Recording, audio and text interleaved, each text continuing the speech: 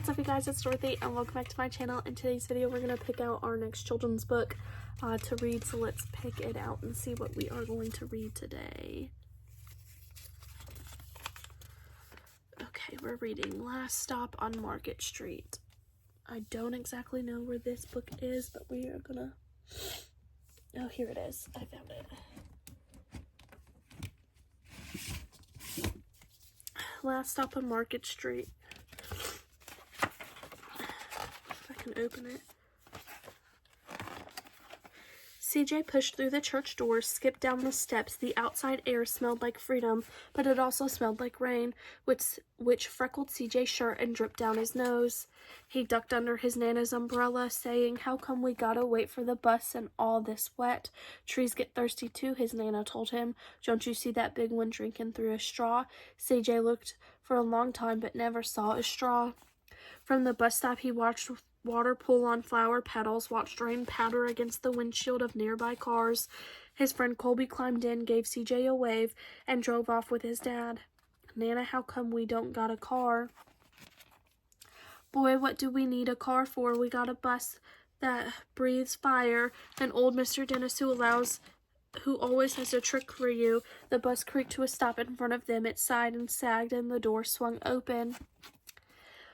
"What's that I see?" Mr. Dennis asked. He pulled a coin from behind CJ's ear, placed it in his palm. Nana laughed her deep laugh and pushed CJ along. They sat right up front. The man across the way was tuning a guitar. An old woman with curls had butterflies in a jar. Nana gave everyone a great big smile and a good afternoon. She made sure CJ did the same.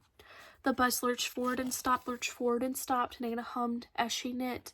"How come we always gotta go here after church?" CJ said. "Miguel and Colby never have to go anywhere." "I feel sorry for those boys," she told him.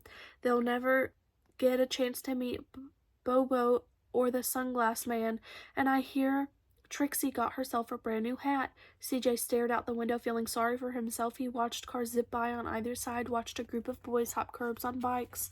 A man climbed aboard and with a spotted dog. CJ gave up his seat. "How come that man can't see?" "Boy, what do you know about seeing?" Nana told him. "Some people watch the world with their ears. That's a fact. Their noses, too," the man said, sniffing at the air. "That's a mighty fine perfume you're wearing today, ma'am." Nana squeezed the man's hand and laughed her deep laugh. Two older boys got on next. CJ watched as they moved on by and stood at the back. "Sure wish I had one of those," he said. Nana set down her knitting. "What for? You got a real live thing sitting across from you. Why don't you ask the man if he'll play us a song?"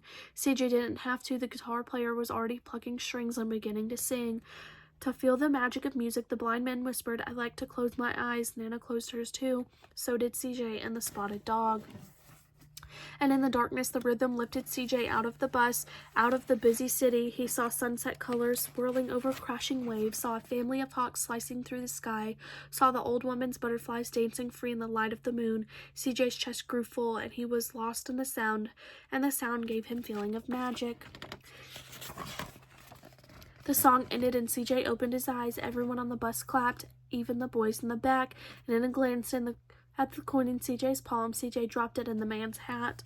"Last stop on Market Street," Mr. Dennis called. CJ looked around as he stepped off the bus. Crumbling sidewalks and broken down doors, graffiti-tagged windows and boarded-up stores. He reached for his Nana's hand. "How come it's always so dirty over here?" She smiled and pointed to the sky. "Sometimes when you're surrounded by dirt, CJ, you're a better witness for what's beautiful."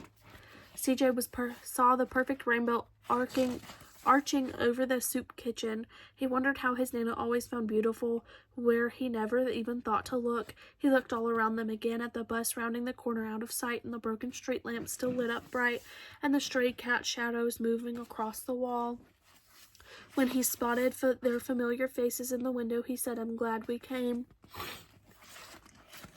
He thought his Nana might laugh her deep laugh, but she didn't. She patted him on the head and told him, "Me too, CJ. Now come on." That's the end of this book. I will see you guys in the next video. Bye.